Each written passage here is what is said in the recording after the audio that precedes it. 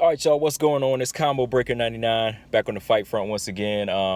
Back over here just to do my video talking about Shawn Porter versus Yordenis Ugas.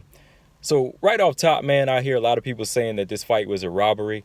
They keep saying Ugas was robbed. Ugas was robbed. It was a corrupt decision. But to me, man, a robbery is when a boxer is completely dominating the fight, and he works hard every minute, or every second of every round, only to have the judges take it away from him. But to me, this was a close fight where the rounds were never really dominant, and to be honest, it was one of those decisions where it was really tough to call, because just like, there was just so many moments in the fight where it was like a seesaw battle. Like, Ugas would have his moments, Shawn Porter would have his moments. With this fight, it was just like Porter, he was never completely in control, and at the same time, he was never really completely nullified by Ugas. But, Ugas had his moments, but he would never really fully capitalize on what he could have made an easy night for himself. Like, even when I did my breakdown, if you go to the Jab Effect, where I did my breakdown on the fight, I said that Ugas had the tools to make this like an off night for Porter. And he had his moments in this fight where he was doing that, but like I said, he would never completely capitalize, every minute of every round. Everyone feels like Ugas did enough to win this fight, but as a challenger for the belt, you can't do just enough. I've said this in the past, you can't do just enough. You can't just sit comfortable and sit back after a few moments of work. You can't just do a little bit and say, okay, I'm going to sit back. I won that round. It's in the bag. No, as somebody that's coming to take the belt, you got to do more than enough. You got to take it all, or you get nothing. That's basically how it was for me. Like, going back, just looking at the first half of the fight, I had Porter up by 2 rounds. I had the first 6 rounds, 4 rounds to 2 for Porter. I know people might say that's crazy, but I felt Porter was staying the busiest. I felt he had the most success with his jab. He was staying more active, which, that activity, in the judges' eyes, they're going to rate that, especially if you're a champion. If you're staying busy, or if you're boxing, the judges are going to look at that. If you just staying busy, or you touching and you touching. And in his case, he was touching him. He was touching Ugas with the jab. Ugas was being the longer, taller fighter in this fight. I felt like he should have been the one timing Porter, pumping the jab out there a lot more. And again, like I said, just like every time he would come in with the jab, Porter would like burst in with the jab. Ugas should have been timing him more with the right hand over the top. But Porter was just using his speed and boxing from the outside, doing the more effective work on the inside to me. Like, at times, he was kind of, not really hitting Ugas with the hardest punches, but he was touching him, and that was enough for the judges to see that. Ugas, he was having his moments in those first few rounds with the body shots. Like, I would have gave him a few more of those rounds. Like, I would have gave him I probably would have gave him more rounds in the first half if he would have committed to the body more. Like, he was landing to the body, but it was just too far in between. Like, he would counter with the body shots, he would counter with the left hook to the body and the right hand, but he wasn't just constantly, jabbing to the chest, jabbing to the body. Like I said, he was finding success with these shots, but he wasn't doing it every minute, every round, which is what he needed to do.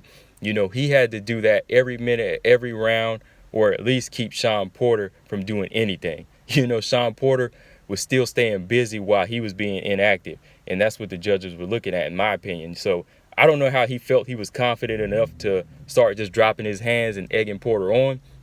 When he was sitting and waiting, instead of, doing the active work, he would just kind of sit there and like he was trying to, bait Shawn in, dropping his hands like, hey, come on, let's fight. Well, that's not going to win you the rounds. You need to be in there working and making Shawn fight, taking the fight to him. Yeah, he landed the more accurate shots, but it wasn't enough to frustrate Porter. He should have been in there, closing the mid-range and fighting instead of waiting for the counter. Second half of the fight, this is kind of where it really did start to turn up for me, where it was still more of a seesaw battle. Like, I'd say the 6 rounds in the second half, I would have made it was 3-3. It was 3-3. Second half of the fight, I felt like Porter's outpunch kind of went down, and Ugas, he started to turn it up a little bit more. He started landing his jab a little bit more, and the left hook, because you can see he was cutting up Porter's face, all right. But Porter, he was still busting him up. If you look at his mouth and you look at his face, he was still getting busted up by Porter's jab a little bit, which is crazy. Like I said, Ugas, he's a taller fighter. He should have been, slamming his jab out there more.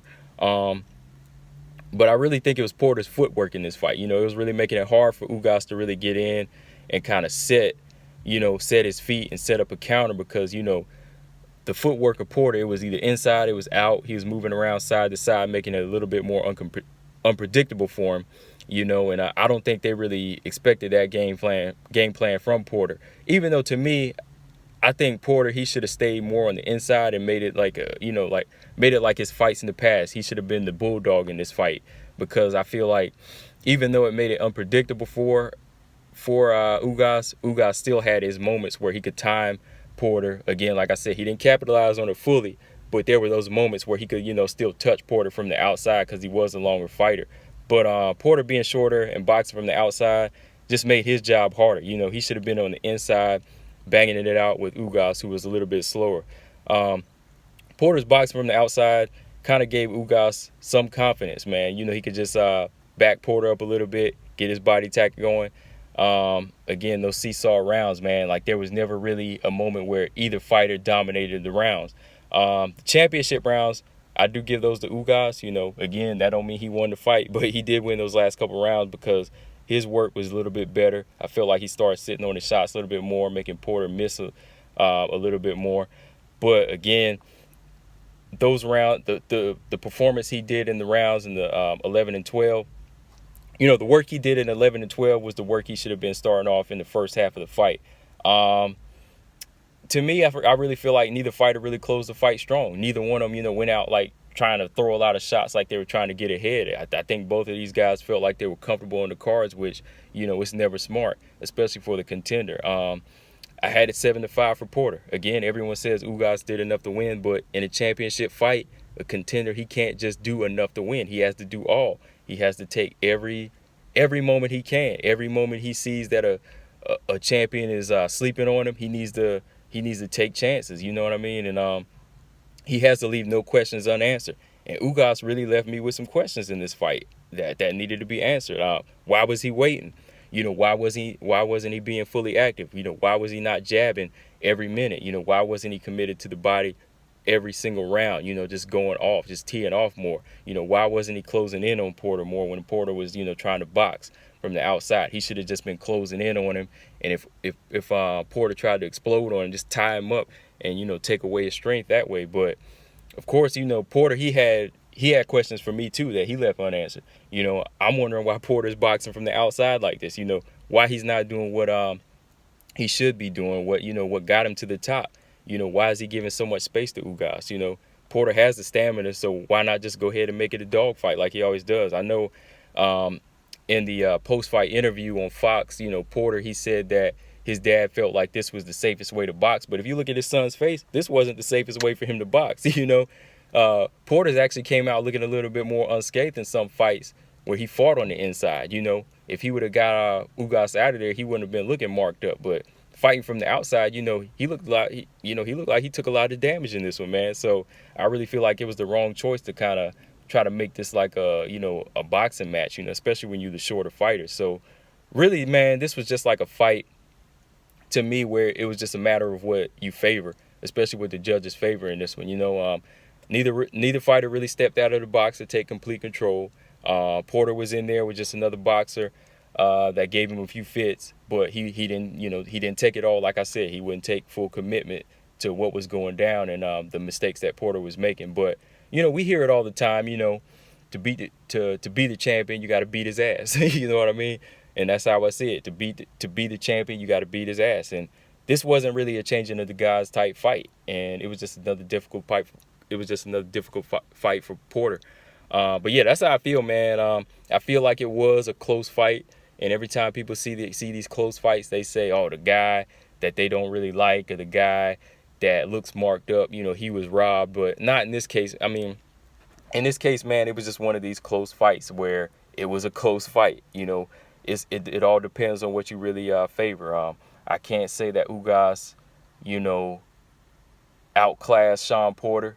He definitely did show some holes in Shawn Porter's game, which Keith Thurman, he did that. But Keith Thurman, he dotted his I's and crossed his T's. He closed the show, and that, not closed the show, but he did enough to win his fight more convincingly than the work that Ugas did in this fight, man. But yeah, that's all I got on this one. I just wanted to go back and do my post-fight thoughts on this fight, and just go in how I felt, man. Like I said, it's not a robbery. I had it 7 rounds to 5 for Porter.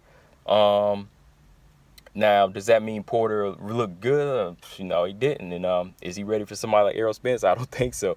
If Errol Spence is able to take Mikey Garcia out, I don't know if Errol Spence and Shawn Porter, that fight will ever happen, because I don't know if Porter's going to want that fight with Spence. But, yeah, man, just let me know what you guys think in the comment section. I know you probably don't like my opinion on this one, man, but I really do feel like, yeah, I really do feel like Porter, he did enough to win the fight. He didn't look good, but he did enough to keep his belt, and Ugas didn't do enough to take it. So, yeah, let me know what you guys think in the comment section, guys. Make sure y'all subscribe. Hashtag CB99 Talks. Something coming, where I just Combo Breaker 99 Talks. I'm going to just be, doing more videos on my opinions about fights coming up. Just make sure y'all subscribe and support the channel, as well as the Jab Effect YouTube channel. I'm out. Peace.